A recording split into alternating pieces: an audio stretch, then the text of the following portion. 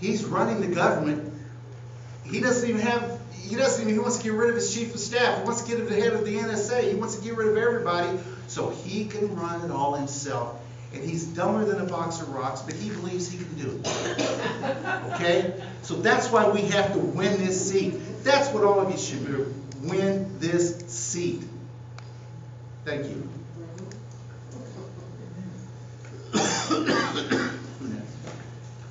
I do believe that Russia is the single greatest threat, not just to the United States, but to free countries around the world.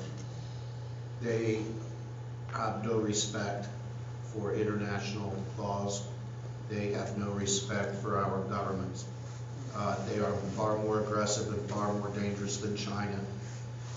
North Korea is problematic but can be dealt with. But absolutely, Vladimir Putin and his government must be dealt with. We need to isolate them.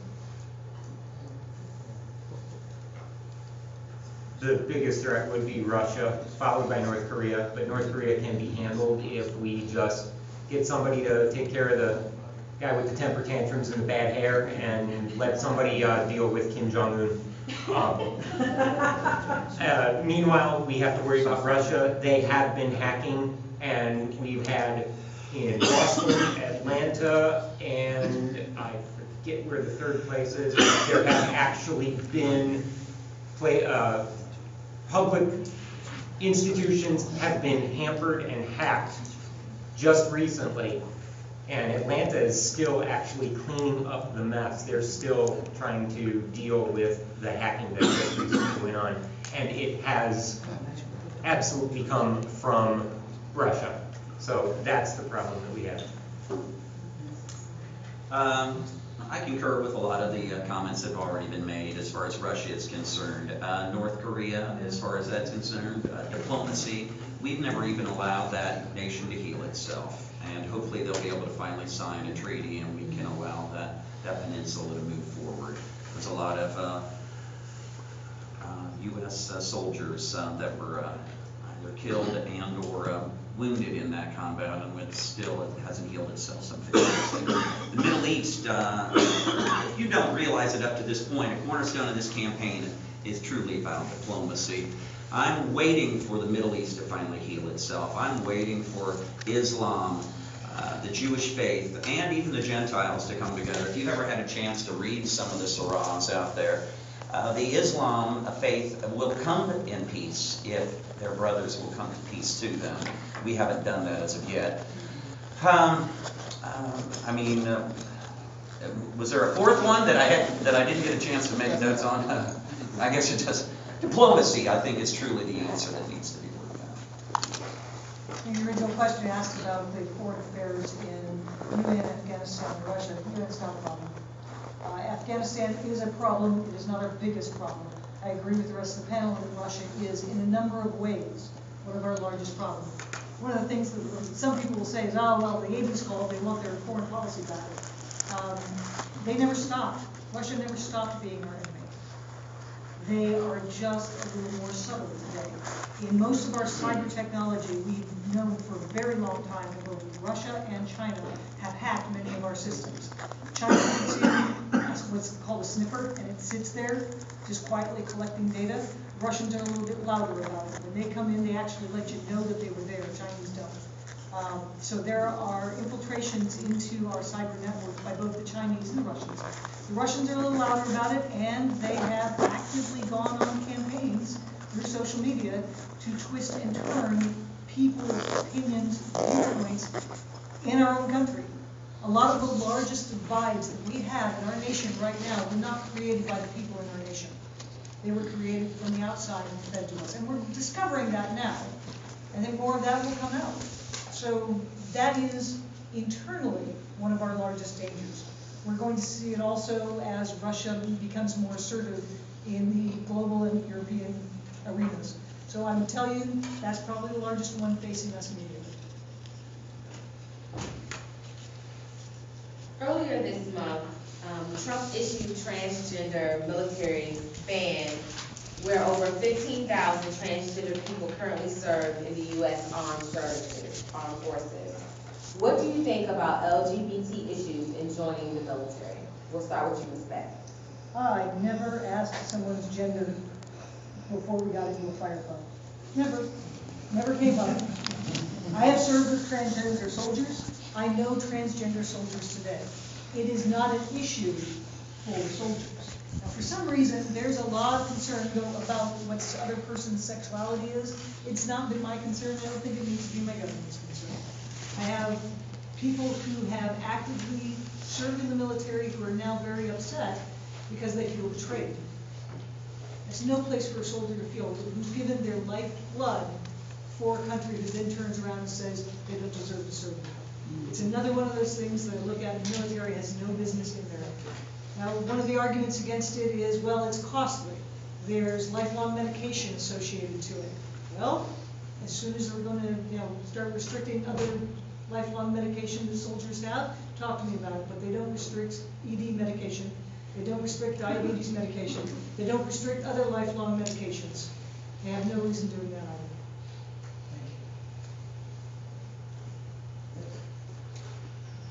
It's just another divisive issue that forces people to fight amongst themselves, and I'm really over it.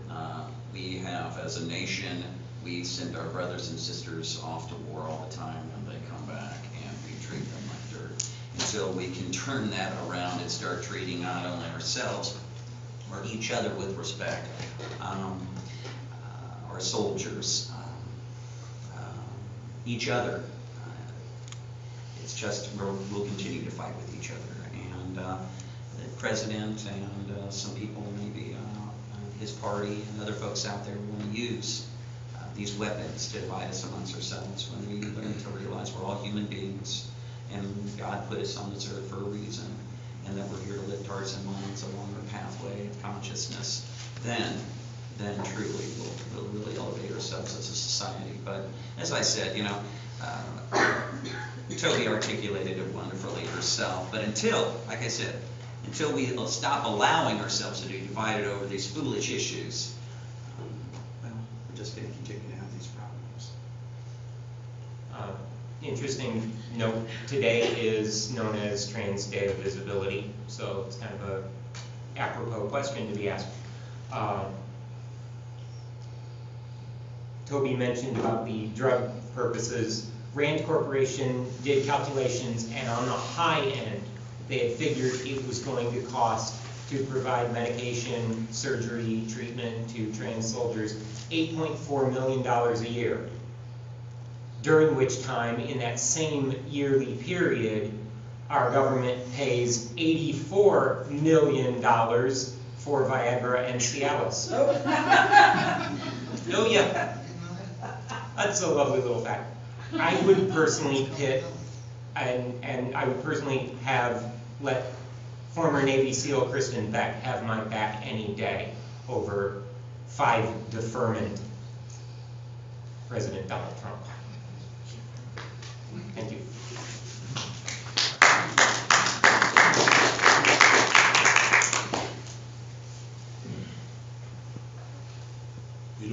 I know we're talking about our transgender brothers and sisters in regards to the military. They've just announced that the census will no longer count our LGBTQ community. So we are now isolating them. We are talking about not identifying their existence. So there is now a very real move on the part of our federal government to isolate away a very real and vibrant part of our social fabric.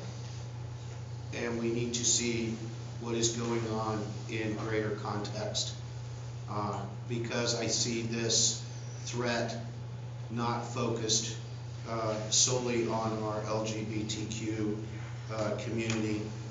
I see this as the start of a greater threat. I'm not going to let my government isolate my brothers and sisters, because I know full well that at some point it will be my turn, and I'm not waiting.